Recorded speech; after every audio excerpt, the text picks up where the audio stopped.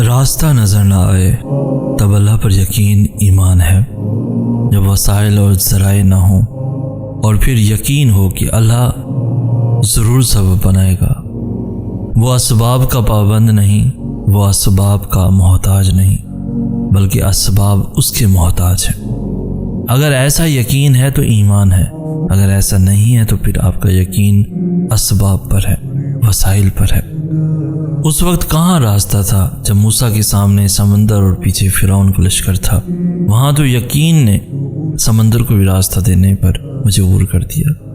جہاں کہیں بھی تم ہوتے ہو اللہ تمہارے ساتھ ہوتا ہے، لیکن اس کا یقین قائم ہو جائے پھر دنیا کی کوئی طاقت تمہیں نہیں ہرا سکتی۔ کبھی کبھی اللہ تعالیٰ ایسی خواہشات میں ہمارا دل لگا دیتا ہے جہاں ملنا ہمارے نصیب میں نہیں لکھا ہوتا۔ کیوں؟ جب نصیب میں نہیں ہوتا تو دل کیوں ایسی خواہش میں لگاتا ہے؟ کیوں اس چیز کو ہم سے اتنے فاصلے پر رکھ دیتا ہے کہ جتنا اسے پانے کی دعائیں کرتے ہیں وہ اتنی ہی دور لگتی محسوس ہوتی ہیں؟ کیونکہ اللہ تعالیٰ تمہیں اس مقام تک لانا چاہتا ہے جہاں صرف اس کے محبوب بندے ہوتے ہیں۔ وہ مقام جہاں تک سب کی رسائی نہیں، وہ مقام جہاں تمہارا صبر، تمہارا توکل، تمہارے آنسو، تمہارے سجدے اور تمہاری عبادتیں تمہیں اس کا پیارا بناتی ہیں، اور ہر کوئی تو اس کا پیارا نہیں ہوتا نا۔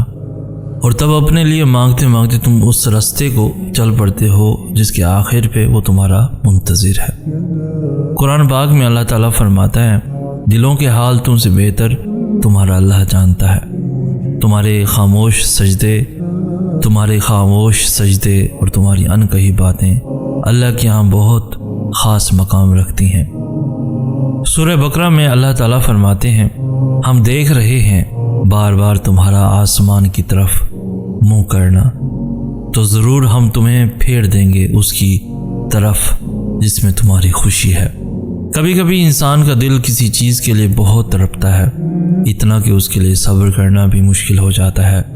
انسان ہر روز اس چیز کو حاصل کرنے کے لیے ہر اس لمحے دعا کرنے کی کوشش کرتا ہے جو لمحہ دعا کے لیے افضل ہے، اور اس کی آنکھیں اپنی مانگی گئی دعا کے قبول ہونے کے انتظار میں ہر روز ادھر ادھر تکتی رہتی ہیں، اور یہ تو بھول ہی جاتی ہیں کہ اللہ نے ہر چیز کو عطا کرنے کا ایک مخصوص اور بہترین وقت مقرر کر رکھا ہے۔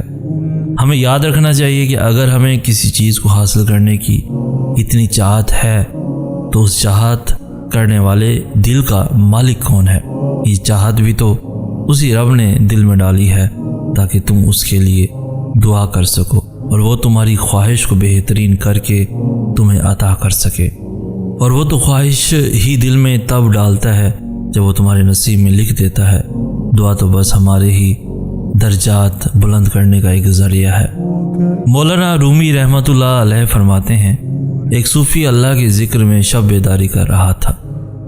شیطان نے کہا، اے صوفی خاموش رہ، تیرے ذکر کا کیا فائدہ، اللہ کی طرف سے جواب نہیں آ رہا۔ شیطان اس پہ ہنس رہا تھا۔ صوفی دل برداشتہ ہو کر سو گیا۔ خواب میں حضرت خضر علیہ السلام سے ملاقات ہوئی۔ آپ علیہ السلام نے فرمایا، اللہ کے ذکر سے کیوں غافل ہو گئے ہو؟ صوفی کہنے لگا، اللہ کی طرف سے جواب نہیں آ رہا اس لیے ذکر چھوڑ دیا۔ حضرت خضر علیہ السلام نے فرمایا، اللہ فرماتا ہے، اے بندے، تیرا اللہ کہنا ہی میرا جواب ہے۔ جب تک تیرا پہلی بار اللہ کہنا قبول نہیں ہوتا اس وقت تک دوسری بار کہنے کی توفیق نہیں دیتا۔ اللہ تو کاتب تقدیر ہے، وہ مٹا کر نئے سرے سے تقدیر لکھ بھی سکتا ہے۔ وہ جہاں سے چاہے کہانی کا رخ موڑ سکتا ہے، وہ جیسے چاہے انجام کو بدل سکتا ہے۔ ہمیں کوشش یہ کرنی ہے کہ ہمارے گناہ ہمیں ڈپریشن کی طرف نہ لے جائے بلکہ توبہ کی طرف لے جائے۔ ہم کبھی پرفیکٹ نہیں ہو سکتے، کبھی گناہوں سے پوری طرح پاک نہیں ہو سکتے۔ ہم فرشتے نہیں ہیں، ہم انسان ہیں، گنہگار ہیں، اور اللہ نے ہم سے فرشتہ ہونا ڈیمانڈ بھی نہیں کیا۔ اللہ کو تو ان گناہ گاروں سے محبت ہے جو گناہ ہو جانے پر توبہ کرتے ہیں، گناہوں پر اصرار نہیں کرتے، اپنی غلطیوں کا اعتراف کر لیتے ہیں، جھک جاتے ہیں اللہ کے سامنے، سچی توبہ کر لیتے ہیں۔ سورہ بقرہ میں اللہ تعالیٰ فرماتا ہے، ساری اچھائی مشرق اور مغرب کی طرف منہ کرنے میں نہیں، بلکہ حقیقتاً اچھا وہ شخص ہے جو اللہ تعالیٰ پر، قیامت کے دن پر، فرشتوں پر، کتاب اللہ اور نبیوں پر ایمان رکھنے والا ہو، جو مال سے محبت کرنے کے باوجود قرابت داروں، یتیموں، مسکینوں، مسافروں اور سوال کرنے والوں کو دے، غلاموں کو آزاد کرے، نماز کی پابندی اور زکوٰۃ کی ادائیگی کرے، جب وعدہ کرے تب اسے پورا کرے، تنگ دستی، دکھ، درد اور لڑائی کے وقت صبر کرے۔ یہی سچے لوگ ہیں اور یہی پرہیزگار ہیں۔ تمہیں پتہ ہے تمہارے پاس ایک بہت قیمتی چیز ہے جو بہت کم لوگوں کے پاس ہی ہوتی ہے۔ اللہ وہ چیز بس انہیں دیتا ہے جنہیں پسند کرتا ہے اور اپنے قریب کرنا چاہتا ہے۔ پتہ ہے وہ کیا ہے؟ دوسروں کی تکلیف کا احساس، دعا کی توفیق، دعا کا جواب نہ ملنے کے بعد یقین اور صبر۔ یہ بہت خاص چیزیں ہیں۔ اگر تمہارے پاس ان میں سے کوئی ایک چیز بھی ہے تو تم بہت امیر ہو، اللہ کے پسندیدہ ہو۔ اگر یہ نہیں ہے تو تم خالی ہو۔ سنو، یہ نہ سوچو کہ تمہاری دعائیں نہیں سنی جا رہی یا کبھی قبول ہی نہیں ہوں گی، بلکہ جان لو تمہاری دعائیں تو عرش پر جا چکی ہیں۔ اس کے تو بس ایک کن کی بات ہے۔ جب تمہارے حق میں بہتر ہوگا تو اس نے کن کہنا ہے اور فیکون کے معجزے ہو جانے ہیں۔ اللہ تعالیٰ امتحان لیتا ہے، تمہارے صبر کا امتحان، دعاؤں کا امتحان، توکل کا امتحان، تمہارے انتظار کا امتحان، برداشت کا امتحان۔ اور یہ امتحان سہنا مشکل بھی ہوتا ہے۔ کبھی کبھی ہم تکلیف برداشت نہیں کر پاتے اور اپنی دعاؤں پر توکل کرنا چھوڑ دیتے ہیں۔ درد سہنا مشکل ہو جاتا ہے، طویل انتظار دل کو تھکا دیتا ہے، مگر اللہ تعالیٰ کا امتحان تکلیف دینے کے لیے نہیں ہوتا۔ غور کرو، اگر غور کرو تو پتہ چلے گا کہ جب تم اس امتحان میں نہیں تھے تب تم اللہ سے اتنا قریب بھی نہیں تھے جتنا اس درد نے تمہیں اللہ کے مزید قریب کر دیا ہے۔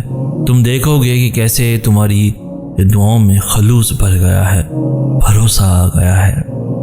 یہ امتحان تمہارے دل و دماغ پر پڑی درد کی اس دھند کو آہستہ آہستہ مٹا دے گا، اور شاید یہ راستہ ہو جو اللہ نے بنایا ہو تمہیں اپنی طرف لے کر آنے کا۔ اس لیے قرآن پاک میں فرمایا ہے کہ جب بندہ بہت پریشان ہو جاتا ہے تو پھر اس کو تسلی دی گئی ہے کہ بے شک ہر تنگی کے بعد آسانی ہے۔ اللہ رب العزت کے سامنے ایسے گر گرا کر مانگے کہ اللہ پاک آپ کے آنسوؤں کو دیکھ کر فوراً عطا کر دے۔ حضرت ایوب علیہ السلام کو اتنی بڑی بیماری میں اتنے عرصے کے بعد جب صحت عطا کی گئی تو اللہ پاک نے پہلے سے بھی زیادہ نعمتیں ان کو عطا کی۔